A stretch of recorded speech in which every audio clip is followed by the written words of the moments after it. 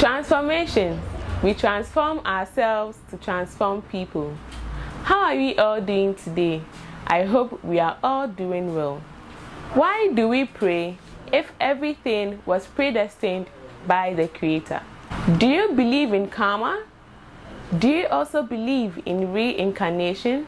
In today's video, Nana Ayebiafo Jnana talks about karma and reincarnation.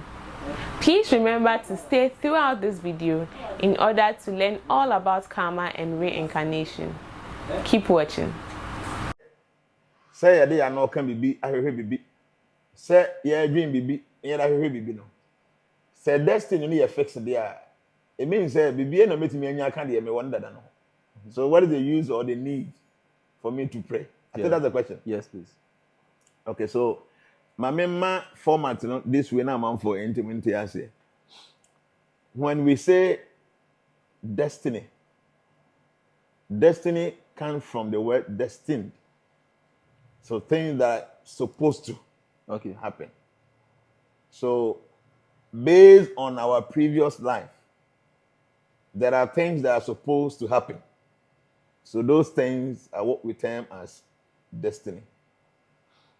So how do we create the destiny? We create the destiny based on previous actions.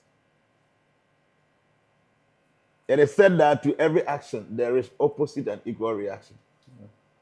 And then we say that you will reap what you sow. So if you sow something and you don't reap it, it means that law of reaping what you sow has not been fulfilled.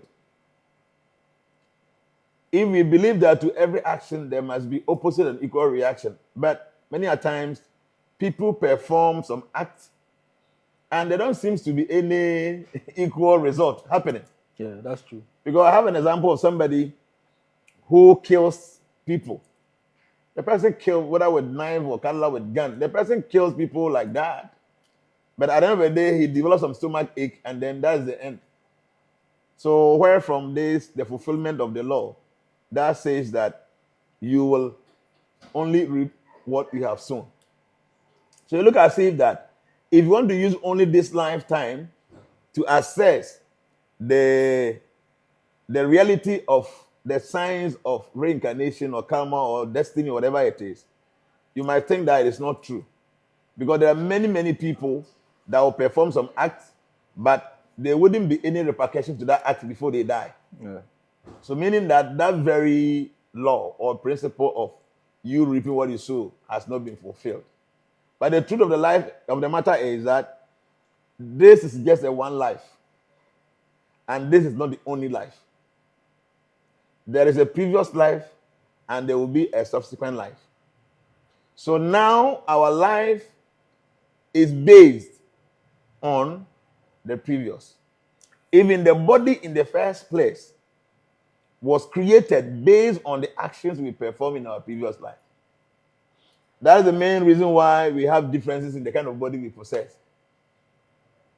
Why is somebody a female and someone a male? Why? Why somebody was born a tall man or a tall woman and somebody born a short woman or a short man or an average sized man or woman? Why is somebody born fair and someone born dark? Why is somebody born very intelligent and somebody born like a fool?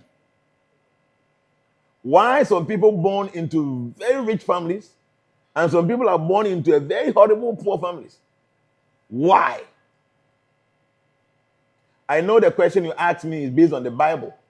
And the Bible tells us that God is not partial. God is equal to all. Right? Yes.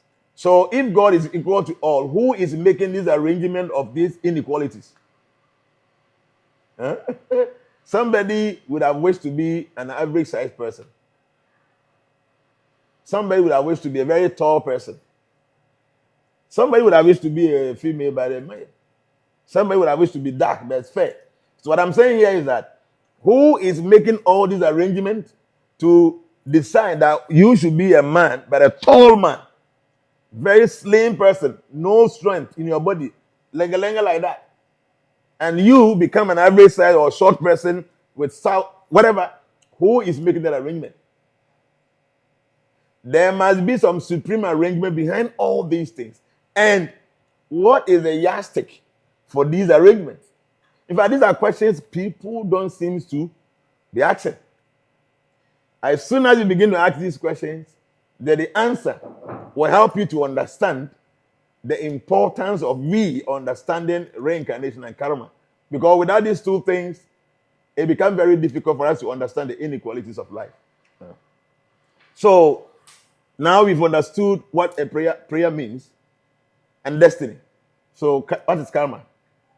What is reincarnation? Okay. Reincarnation means the soul taking on another body.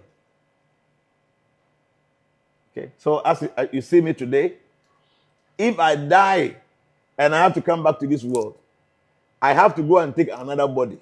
So that process is what is termed as reincarnation. So the re means again. Okay. Incarnate is into flesh. So reincarnation means back again into flesh. So the soul, you, me, we don't die. We don't have beginning. But because we have to live here, we have to possess this flesh for us to be able to contribute and do our own quota on this planet. So reincarnation is that the soul have to come back into a flesh like this. Okay, and karma means cause and effect. It means that there is an action, there must be a result. So the action and the result, the two is termed as karma. Okay? Action and reaction. Okay. That is termed as karma. That's the cause and the effect. When you cause something, there must be an effect of that cause. So karma is action and reaction. Destiny is things that you were supposed to suffer for, enjoy for, which did not come to pass, must come this time around. Why? Because you reap what you sow. To every action, there must be opposite and equal reaction. So here is the case. We have the remote causes and the immediate causes. So the remote causes of our life is 70%. The immediate causes is 30%. So the destiny is the remote cause. Something that you enacted so many years ago, that covers 70% of our life. Then the immediate cause is whatever you do today is the 30%. So yes, we have our destinies. There are many things that are fixed, we can't change. But there are some things that we are able to change. For instance, you can't change the mother and the father that will give birth to you. Right? Yes. You cannot change whether you be born a boy or a woman or a lady or girl. You can't change that. You cannot change the kind of family that you decide to have you as a child. Okay? The society that you be born into, you cannot decide any of this. So this is the remote cause, and that is the 70%. And based on the remote cause, there are some few things that will also affect our life in this lifetime. But our immediate cause is able to change things. So we are not robots. Destiny doesn't make you a robot. Destiny only gives you the result of the remote causes. But you, being a human being, you have a free will.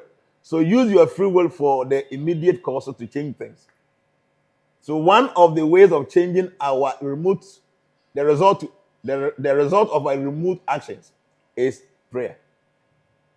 You understand? Okay. The remote cause is the actions we perform in our previous life. The unseen ones. The unseen ones. Okay. There will be result to those remote causes. So those results will come now, but it is only 70%. The immediate causes are the things that we would choose to do now. That covers 30%. So our free will is not linked to karma. Our free will is not linked to destiny. Our free will belongs to us, and we have the right to decide what we want to use our free will for. So for instance, karma or destiny will make you a woman, will create a woman. That is from the remote causes. You can't do anything about it. But as a woman, how do you want to conduct yourself That is not done by karma, but by your own current, actions, your free will. So yes, I'm a woman. I can decide to be a decent woman, live a nice life, grow up and get a husband. That is my free will. Even though my remote causes gave me the body of a woman, I have the right to behave properly. I will be a chaste woman. I will be very decent. I will not mess around with my own 30%. That is the free will. But I can also decide, okay, I'm a woman. Use what you have to get what you want. So, I will do whatever I want. Now that I have a woman body, any man that approaches me now, I'm ready to offer. I want to use my body to make money. So you end up spoiling your body by visiting men. You sell yourself. So the remote cause gave you the body of a woman. By the immediate cause, your own free will, you decided whether you wanted to use your body as a ashawo or as a chaste woman. So here's what people need to understand. Karma destiny is not making you a robot. They only cover 70% of your life. You need the remaining 30% for you to function as a human being. So you have the right to change your destiny with the 30% that you have power over. In fact, the topic of free will is very controversial. So, someone said, if there is free will, then God doesn't know everything. If God knows everything, then there's no free will. No, the whole point is that the person is speaking out of ignorance. Okay. The person is speaking out of ignorance. So, for instance, I'm a doctor. Mm-hmm. And I know very well that anybody that smokes 10 packets of cigarette a day, within 10 years, the person will have lungs issue. Okay. Okay? So I know that. So I'll tell you that if you continue smoking like this, you're going to have issue with your lungs. You use your free will, so doctor, I'm home. I'm not going to cigarette behind your cigarette. You use your free will to go and kill yourself. You don't tell me the doctor was not aware. The doctor was aware. And the doctor is not controlling your life. Yes, on the administer medication to you, but he cannot control you. Say, don't smoke. Okay, so God gave you your own free will. That your free will decide what you want to do. But at the end of the day, God knows. So yes, the doctor knew you have a free will, and your free will is you want to smoke. The doctor knew that this smoking is going to end you in having lungs issue. You understand the whole point? So yes, God gave us our free will. But because he knows tomorrow, he knows that this guy is a stupid guy, he will not use his free will properly, he will go and do this nonsense, he will suffer. You get it? God knows. But he does not force you. Okay. Because he has been given your own free will. See, that's what people don't understand. God knows tomorrow. He knows 1,000 years to come. He knows all the things everybody will do. But he does not control your free will. You understand? So, even though he doesn't control your free will, he knows what you're going to do. Like the doctor doesn't control your free will, but he knows that because the way you are smoking, you will end up having cancer of the lungs. He knows. He knows you're going to have that because of what you're doing. So God has given us our free will, but he does not impose us to do what he wishes. But he knows that this guy, he will make good use of his free will. That one, he will not make good use of his free will. So because of that, this one will be this, and that one will be that. And that's only with God. Okay. But for us, we don't seem to understand what is going to happen to us in the future, but we have power over our free will, so we must make good use of the free will. Wow. Yeah, so prayer is powerful. Prayer works. Because prayer forms part of the 30% of our own way of doing things. So if, for instance, we are engaged in doing something and we need the mercy of God, we can engage God through prayer. Okay? So it's not like we are like robots. We are being controlled by some remote control. So we don't have any right to do anything outside the box. No. Our free will gives us the permission to do anything outside the box. But it's up to us to make good use of it. Because see, if you don't use your free will properly, All the past karmas are coming, but the free will be able to help you to direct you. For instance, it is in your destiny that somebody is going to give you a very hot slap this morning. Why? Because maybe you will scratch his car with your motorbike. That is in your destiny.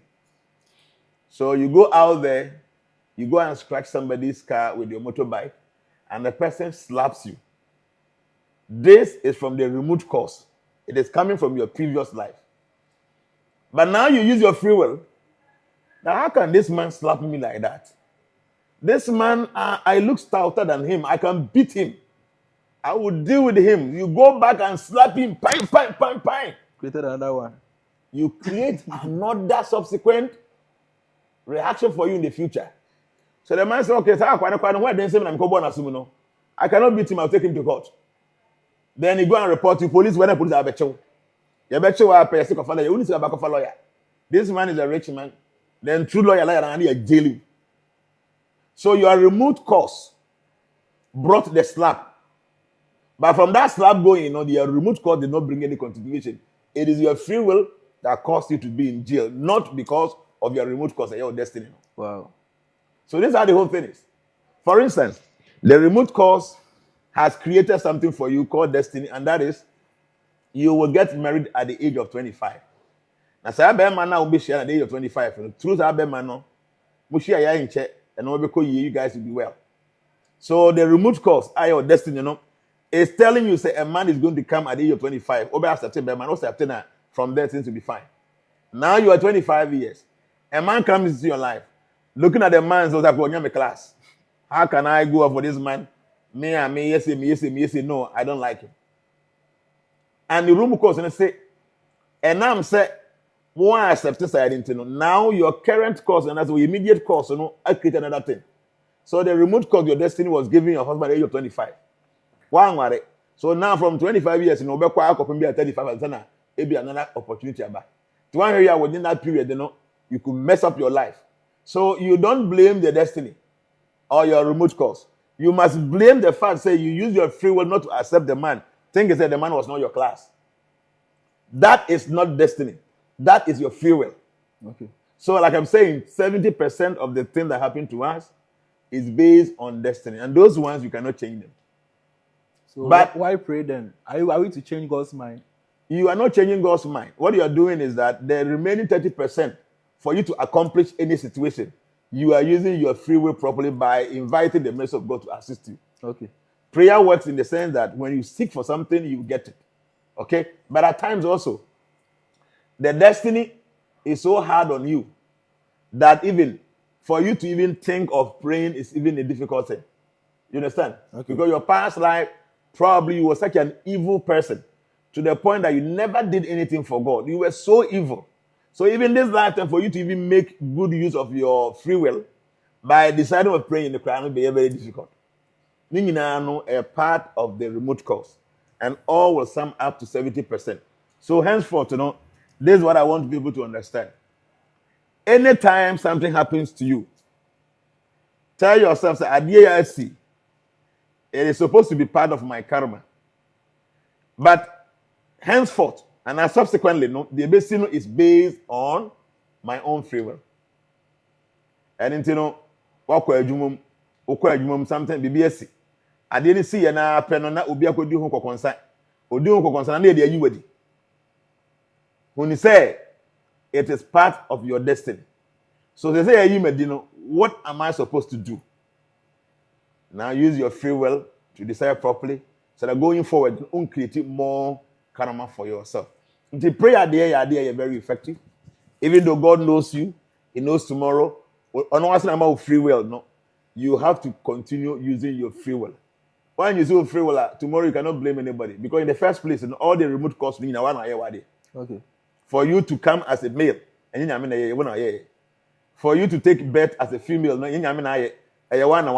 for you to be a black man, a white man, a tall person, a short person, every size, and one person will choose to say that's what you want to do. So the scripture says, every action you perform, you are sowing your next body. They are saying we have been given a very big material, maybe 50 years material. And these 50 years, and from now to the time we will die, we are going to sew some clothes for ourselves. And this clothes is supposed to be our body. So every action we are performing, based on normal, we are sewing a new body. So when you so body na so when you so we are, nature will just make sure say you have to go and wear the body that you sewn in your previous life. So you don't blame God. Say didn't think me person me your ba me bema. No. You mean a person obey your bema. A one who sew the body of a bema in your previous life. Didn't na person be very intelligent in class. Nanka bia who's a call him adio. So my bone can didn't ya. And you mean about bone yet. One person who sew the body of bone in your previous life. Okay. So all that is happening now. I know my air to 2 years. A yarn created year from our previous life. Those things in this year become sober, relax, reflect, and then try to decide properly. Because who decision I will take, and never complementing normal episode because only 70% and your own free will complement the 70%, every 100%, and send a normal to me. You're right. So how then do we pray for it to work? Yeah, so the whole point, and he said, you must first link yourself to the source of the prayer. Say, see, so open say, obi a for instance, a driver who a car. Now, what driver I know what could do to say be a coco, okukumase. O car na be a wis no be a mechanics a woman no so e be an kan kwa na mechanics ni bi wo. O car na ko je say coco. A very, very difficult pass over to me a friend mechanic be wa Accra ha say. Me pa cho me car I say e wo nkoko be yema me. Na mechanic ni be tu car say oba be yamo. Before this mechanic will take the trouble of coming to you to come and repair your car, e wo nkoko. It means that when any relationship will be and son we jadi oil and ababe yes we juma na mo. And I mean what? That's true. Doesn't make sense. Yes. So if you need somebody to assist you when you are in need, before you find yourself in that difficult situation, create relationship between that person. So when you need him, he come over. Some of us, we don't create that relationship with the mechanic. Because you hear you free no. You could do come baby. Na your car na say na your friend now say I'm very busy, I can't come. Na mechanic call from mama. When you should have created a relationship, you didn't do that. So I'm linking that to prayer. If you don't have any relationship with the absolute truth, God, you don't have any friendship with him, you have not created any kind of relationship. Now, that is the truth. So you must first build a relationship. What do I say? Ghana what you see here. Your judges, they are supposed to be very fair. Yes. Very fair. Okay. Nchiwanchiwa be a okwa the B the B. But if a judge be your downfall, we are very close to pa. Maybe cry na mo konum sa boom. You can join the same fraternity together. We are no boom. Now what some konanim. Na say one recruit no no say obedi asem no. Trust me, that person will be partial. Huh? That's true. It's a human tendency. This person is going to be partial because outside the courtroom, no, or no relationship. So at that point, we hear more. Obey you to some previous relationship, no, they are nice. The relationship here. I'm telling you, that relationship is so important, and in this time, I mean, in the regard of prayer, no, you must have some relationship with the person you will pray to when you have difficulties. Now that you don't have any difficulty, this is the time you must create that relationship. So that when there's time for you to need that person's attention, it becomes easier. So devotees don't even pray, and God responds to them. Wow. Yes. Because a devotee's life is he's constantly connected to God. And all that he's doing is that he tries as much as possible to please God. At times, he go overboard, normal against his own personal interest, just because he wants to please God. So anytime such a devotee is in a serious condition, in a precarious situation, God Almighty doesn't even wait for the devotee to request him, and dear Lord, help me. The Lord would descend instantaneously and help this devotee, because when he said, this devotee remains in a relationship, and it is my duty to go in and support him because all this while he has been so close to me. So prayer works. What it means is either you don't have any relationship with God in the first place, or that thing you are demanding for, God knows it is not going to help you. So two things. Two things. First, you don't have any relationship with that personality now.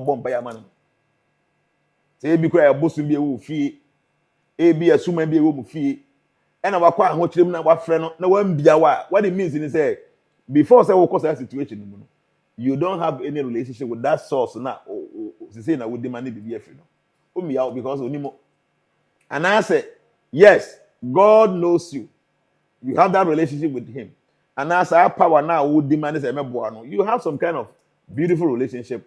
But because on your superior no name ahead and when you say I didn't know demand for no will not help you, so he will not offer. So how do we create a relationship with God? So there are many, many ways of doing that. First thing is that we call something self-realization. You must know yourself. We are just like a replica of God. So if you want to know God and you don't know yourself, it's not possible. You must first know who you are, why you are here, and where will you go from here. These are the bases of spiritual life. Where do you come from? Why are you here? Where will you go from here? So if you understand all these scenarios, you will definitely try to be a good person. So guide us through. How do we understand those scenarios? So first thing is that we are all human beings and God has given us the intelligence to understand. So what kind of Bhagavad Gita say third vidi prani patina pari prasena sevaya opadishante te gyanam gyani na statwa dasena, which means just try to learn the truth by approaching a spiritual master or somebody who knows. Inquire from him submissively. Render service unto him. And when he is pleased with you, he will offer you knowledge because he has seen the truth. So yes, this is the best way. Third vidi, you must approach. So all scriptures give us the formula how to approach God. But where I belong to, this is how you approach God. You must first understand who you are. Try to live a lifestyle in consonance with nature. Try not to be the cause of suffering to others. Don't be the pain in the hearts of people. Make sure say, it is you who suffer. You will not be the source of that suffering to the person. Who live like this, naturally, you begin to get closer to the Almighty. And then there are a lot of principles. Those ones you have to find from scriptures. So my side, there are 4 pillars I need to make sure, say, all the time I maintain my life. 4 main pillars. One of the pillars is truthfulness. I have to make sure that I'm always truthful. Regardless. I have to be truthful all the time. Because truthfulness is one of the pillars of religion. So if you're not truthful, you can't be a religious person. Second thing is that I have to be clean within and without. So yes, I wake up in the morning, I take my shower, I do my prayers. Within the day, if I visit the loom, I have to take a shower again. In the evening before I sleep, I have to take a shower again. So externally, I try to be clean. And then within myself, I try to be clean by thinking positive, not thinking evil, not planning to harm anybody. Even those that consider me to be an enemy, I try as much as possible within my mind to think positive for them, try how best I can serve them. So when you are doing like this one, it means that you are becoming clean within. Be very positive. Don't be negative against people. Try to wish people well. You see somebody happy, smile with the person. You see somebody sad, cry with the person. Always wish people good. When you are doing this, you are becoming clean within. So cleanliness is one pillar of religion that I try to maintain in my life. Then self-control. You must try to control yourself. So already, our senses are very difficult to control. At times, you are fasting, you don't want to eat. You see some nice food, something you have been craving for a very long time. You look at it, say, fasting, I say 1 month. No self-control. Abia, you decided, say, you don't want to go out to be fornicating. You've seen a beautiful lady, until they need to hear us. Let's say, help me. Obia, what taking vows, say you don't want to engage in fornication, you end up going there because you can't control yourself. One who say, "Oh, you will be a juma." A juma na we no. Nipa no say sika bi was the amount or the amount more than that. Who here sika ya there? So we check it out. Me sika no ko. But say, "Hey, na say me na me mo bi sika na borrow so na nipa no de kwa be me den." Okay, let me control myself and then if I just sika de na borrow so de jiwa. So you have to try to control yourself. And there are things that self-control no emanema. So you have to be careful and then abstain from it. And then the last thing no mercifulness. We have to maintain mercy in our lives. Because you need mercy in your life, it means that we can't be religious. Because first, we seek mercy from God. So if we are not merciful to those other living beings around us, then we are not even qualified to ask for mercy. So yes, first thing is truthfulness, cleanliness, self-control, and then mercifulness. These 4 things, you must try to follow them. There are things you can do. Life. For instance, if you want to maintain mercifulness in your life, you must avoid killing, causing harm to other beings. Okay. All the way to the point, say, so we're abstaining from killing animals, cutting down trees unnecessarily. Make sure you don't take anyone's life from him or her unnecessarily. That's the word on the line, unnecessarily. So to the point, say, yes, I have to be a vegetarian because I don't feel happy seeing the goat being slaughtered. I don't feel happy the cow being slaughtered. I'm not happy when I see people chasing after the chicken because it's Christmas. When Muslims are doing their own holy festival, they have to kill thousands and thousands of cows. I am not happy seeing these things. So what do? I go to the abattoir, the Mayanka.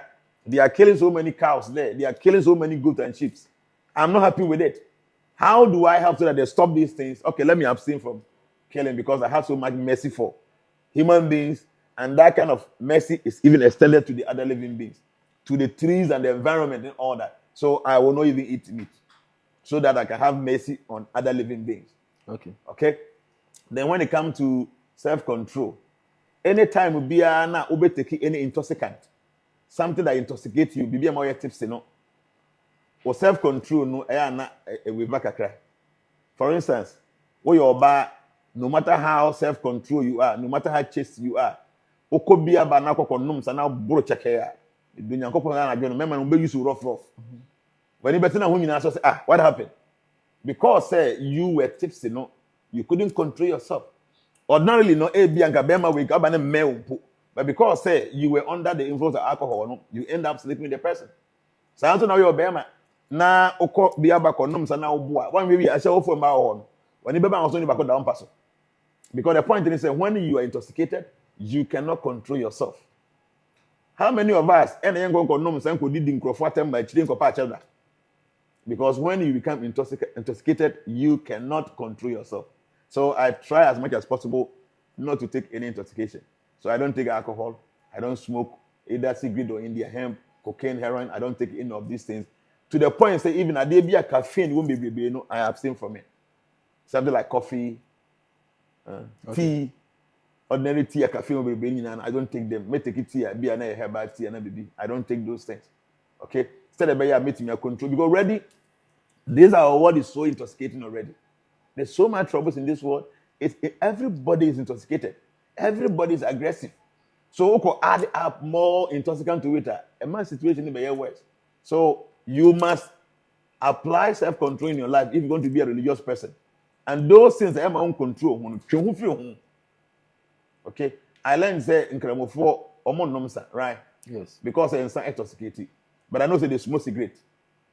Mom cigarette and monum cigarette that short time and bomb. You know what I say? Yeah. Mom India have been reading that no man. And bomuntin I am yes, I know my amoyeno. Why do you say okay, I will abstain from alcohol, but I will smoke cigarette? I don't seem to get it. Robbing Peter to pay Paul. No, serious, I don't get it. Because I'm very happy saying Kremofo and that's a very beautiful thing. But why do they smoke? Because I know, say, even in the hadith, Prophet can say, don't burn your money. And don't burn your money, some scholars say, it's not about you going to put your money in the fire. But if you buy anything with your money and you put fire into it, you are burning your money. So the Prophet in the Ali will tell Kremofo, say, don't smoke. So, for mom, smoke in Kremofo. And I remember, Arabic countries, they smoke like anything. They are very expensive. So why? The prophet don't want you to smoke. He doesn't want you to get intoxicated. That's what I meant. Alcohol. Why are you smoking? And many other religious groups also. Yeah, no, sir. Yeah, no, sir. So no, secret. I talk back at the back. On Felipe don't know. Now you say on boba. Oh no, a bull. So like, if you want to be a religious person, you must abstain from anything ever control. Don't allow anything to control you. Try and control yourself. The idea behind now the Kubu system ni more. Ebema will control na kofom no. Abstain from it. Then when it comes to cleanliness, you must take a shower. You must bath the way I am. Because before we are brushing no. Koya so about and son and baby because your 9 gates, the 2 eyes, the 2 nostrils, 1 mouth, 2 ears, your anus, and then your private part. So they clean all that when they are doing ablution, which is very good. But yeah, they are not so baby you must completely take a bath before you go to worship. So you might be externally clean. And again, sex life is one of the things that cause uncleanness. Okay. Who you will be at? Who engage in sex all the time? Just after sex, how do you feel? Who you obey? Now what the area? Be no who's a mammy or yasha woni. Obi any so yasha woni. Could be not quite on and again I'll be cook. Uba koto edi. I don't know who's Want me explaining but then umpe. Obi say assume see you gina kwan ho na obi any so mammy do yasha woni. Town supply obi any no. Obi supply mo bi a. And papa na waye kuku si was kuku. You take a party kuku pa you feel to say I do it mean. Maybe you need po but then oh you need to but just because in the jum you into who you feel. Yeah. That's what I'm telling you that sex no am I very unclean. At times we don't know. Especially when we engage in it too much. So if you want to be very clean, within and without, you must try to abstain from sex or you have to regulate your sex life. Okay, and then when it comes to truthfulness, there are many things, something like gambling. When you gamble, you can't be a truthful person. Every gambler is untruthful. You want to find ways and means to get money that you don't even deserve. That is untruthfulness. You want to go and put in 40 Ghana cedis, now come here say 60 billion. You put in 40 Ghana, no one has 60 billion. Mm-hmm. It's untruthful. Or business say your business now no. Business is different from gambling. And even investment is different from gambling. Okay, gambling is the gambling is at the at the pufu. And because when you say the way, the same way, that point, if you have to lie or do anything to get that, you're ready to do that. Yeah. And then, yes, to maintain truthfulness, you have to abstain from many things, especially things that forces us not to be truthful. Something like gambling. So all these 4 pillars, you must follow them. You must try to see that you fulfill all these obligations in religion. And some of what to me are transcend a practice spiritual life. Okay. So before we can practice spiritual life, we must first go through religion. Follow these 4 pillars. To me follow with him, you are qualified to start making progress in religion that will end you in spirituality. So you understand now, you are getting closer to God. The Chinabu here, trust me, you don't have to ask, and God will provide it. You don't even have to even pray for protection. God will protect you. I had to say that I cry when no papa tifi. Now papa no ban or sorry no papa no ma in chain. Why if you hold you man now or kitchen or prayer why be our tone tied to be O jari wie pa when I say Kofi when we are little who made you sick and go school. Because our crown is so responsible, say you the parent, you are forced to do your own responsibility. But Obano, no sorry, she demos on she demos do a delia or say you very happen of doing Papa, me mamisiga. Okay, na one of you of your woman is company how. So many of us now, you're calling me and cocky cambunya. It's just because we are not responsible kids. We are not responsible children. And anything that you feel is you're beside you, we are a responsible child. You don't need to even ask. God will give because we are responsible. We learned in the video that there are some things we can't change in life, and that takes about 70%. And there are some things we have control over, and can change in our lives, and that takes only 30%. Thank you for your precious time. Please share this video with your friends and family members and give this video a thumbs up, and also subscribe to our channel. If you want to join transformations from anywhere in the world, please call this office line 024 500 6467. You can also reach Nana Ayebiafo Jnana on that same number. Thank you and stay positive.